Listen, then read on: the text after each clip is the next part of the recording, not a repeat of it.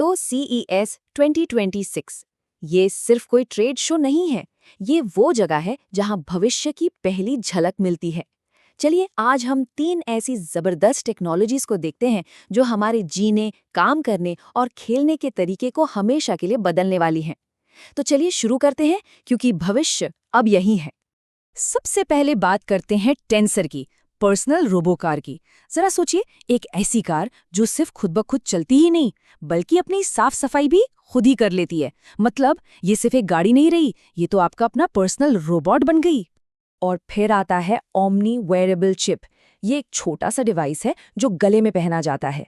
और पता है ये क्या करता है? ये आपके दिन भर की सारी बातें सुनता है और शाम को उसकी एक समरी बनाकर दे देता है। यही तो ताकत है एम्बिएंट एआई की, एक ऐसी टेक्नोलॉजी जो हर वक्त आपके साथ है, आपकी मदद के लिए। और आखिर में जरा ये सोचिए कि आप वर्चुअल रियलिटी में चीजों को सिर्फ देख ही नहीं बल्कि छू भी सकें। हाँ, मतलब आप उसकी बनावट, उसका टेम्परेचर, सब कुछ महसूस कर सकते हैं, जैसे किसी वर्चुअल आग की गर्मी को असल में महसूस करना। तो सवाल ये है कि ये सब क्या है? क्या ये सिर्फ कोई साइंस फिक्शन फिल्म जैसा है या फिर ये वो दुनिया है जिसमें हम बहुत जल्द जीने वाले हैं? आइए इसी को समझते हैं। तो चलिए सबसे पहले बात करते हैं ह्यूमनॉइड क्रांति की। देखिए, ये रोबोट सब सिर्फ फैक्ट्रियों में काम करने वाली मशीनें नहीं रह गए हैं। ये अब पहले से कहीं ज्यादा स्मार्ट, ज्यादा केपेबल और हाँ, बहुत अलग अलग तरह के बन रहे हैं। यहाँ हमें 3 बिल्कुल अलग अलग अप्रोच देखने को मिलती हैं। एक तरफ है बॉस्टन डायनामिक्स, जिसका फोकस है सिर्फ ताकत पर।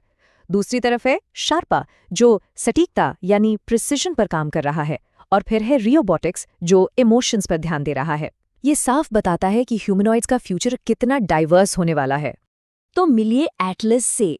ये एक असली पावर हाउस है। इसे बनाया ही उन कामों के लिए गया है जो हम इंसान करना पसंद नहीं करते। ये भारी वजन उठा सकता है, खराब से खराब मौसम में काम कर सकता है, और कमाल की बात तो ये है कि जब इसकी बैटरी खत्म होने वाली हो तो ये उसे खुद ही बदल भी लेता है। मतलब ये सिर्फ और सिर्फ ताकत और मजबूती का दूसरा नाम है।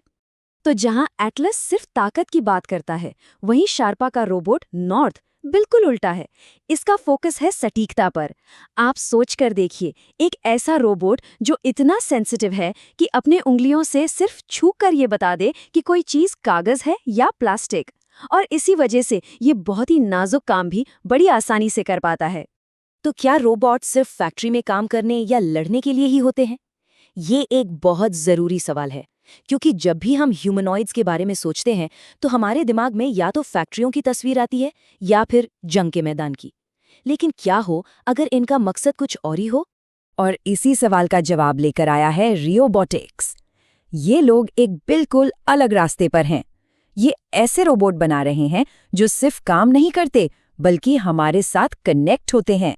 वो हमारे इमोशंस को समझते हैं और हम उनकी आवाज़, उनकी पर्सनैलिटी, सब कुछ अपनी पसंद के हिसाब से बदल सकते हैं। ये रोबोटिक्स का एक बिल्कुल नया सोशल चेहरा है। ठीक है, तो रोबोट्स तो हमारी फिजिकल दुनिया से इंटरैक्ट कर रहे हैं, पर क्या हो अगर टेक्नोलॉजी हमारे देखने समझने के तरीके को ही बदल दे? अब हम बात करेंगे उन टेक्नोलॉजीज की जो डिजिटल और असल दुनिया के बीच की लकीर को मिटा रही हैं। इवन रियलिटीज के ये चश्मे किसी जादू की तरह लगते हैं, लेकिन इनके पीछे की टेक्नोलॉजी काफी सीधी साधी है। ये चश्मे बस बातचीत को सुनते हैं, उसे रियल टाइम में ट्रांसलेट करते हैं और फिर ट्रांसलेशन को सबटाइटल की तरह सीधे आपकी आंखों के सामने दिखा देते हैं।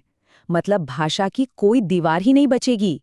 एक्सआर भी ऑगमेंटेड रियलिटी को अगले लेवल पर ले जा रहा है अपने 2 नए मॉडल्स के साथ। जो XR 1S है, वो तो काम करने का तरीका ही बदल सकता है। ये आपके डेस्कटॉप को एक 3D स्पेस बना देता है। और दूसरी तरफ जो ASUS ROG वाला वर्जन है, वो खास गेमर्स के लिए है। इसमें दुनिया का पहला 240 हर्ट्ज रिफ्रेश रेट है, जिससे गेमिंग का एक्सपीरियंस एकदम मक्खन जैसा हो जाता है। लेकिन अब बात करते हैं कीमत की। 6,000 यूरो, मतलब करीब 5.5 लाख रुपए। तो हाँ, ये टच डाइवर हैप्टिक ग्लव्स अभी हमारे आपके घरों में तो नहीं आने वाले। ये कीमत साफ बताती है कि इनका फोकस अभी प्रोफेशनल ट्रेनिंग मार्केट पर है, जैसे कि सर्जन्स या इंजीनियर्स की ट्रेनिंग। देखिए, ये ग्लव्स सिर्फ वाइब्रेट नहीं करते, ये आपको चीज़ों का वजन, उनकी सख्ती, उनकी बनावट और यहाँ तक कि उनका तापमान भी महसूस कराते हैं। सोचिए, आप वर्चुअल दुनिया में आग की गर्मी या बर्फ की ठंडक को सच में महसूस कर पा रहे हैं। ये वीआर को इतना रियल बना देता है कि यकीन करना मुश्किल हो जाए। और अब आते हैं हमारे आखिरी हिस्से पर। इसमें हम देखेंगे कि एआई अब सिर्फ हमारे कमांड्स फॉलो नहीं कर रहा, बल्कि वो हमारी ज़रूरतों को पहले से ही भांपना सीख रहा है। ये एक ऐसा एआई है जो हमेशा हमसे एक कदम आगे चलता है। तो यहाँ टेंसर एक बिल्कुल नई कैटेगरी बना रहा है। ये सिर्फ एक सेल्फ ड्राइविंग कार नहीं है, बल्कि एक पर्सनल रोबो कार है। इसका मतलब क्या है? इसका मतलब है लेवल 4 ऑटोनॉमी, यानी पूरी तरह से hands free, eyes free driving. आप इसे खुद ओन कर सकते हैं और ये गाड़ी अपनी मेंटेनेंस और सफाई भी खुद ही कर सकती है। और इस गाड़ी के अंदर की टेक्नोलॉजी तो जैसे किसी साइंस फिक्शन फिल्म से निकाली गई हो। इसमें 37 कैमरास हैं, 11 रडार सेंसर्स हैं और 8 एनवीडिया के पावरफुल चिप्स लगे हैं। और सबसे मजेदार बात, इसका स्टीयरिंग व्हील तब गायब हो जाता है जब उसकी जरूरत नहीं होती। ये कार सिर्फ आपको ए से बी पॉइंट तक नहीं पहुंचाती, ये आपके कैलेंडर से जुड़कर आपके आने जाने का टाइम मैनेज करती है। और हाँ, ये सड़क पर चल रहे लोगों को मैसेज भी दिखा सकती है। अब वेरिएबल एआई की दुनिया में ओमनी एक बिल्कुल अलग फिलॉसफी लेकर आया है। दूसरे डिवाइसेस जैसे ह्यूमेन या प्लेड्स एक क्लोज्ड सिस्टम की तरह है, मतलब सब कुछ कंपनी कंट्रोल करती है। लेकिन ओमनी इसके ठीक उलट एक ओपन प्लेटफॉर्म है।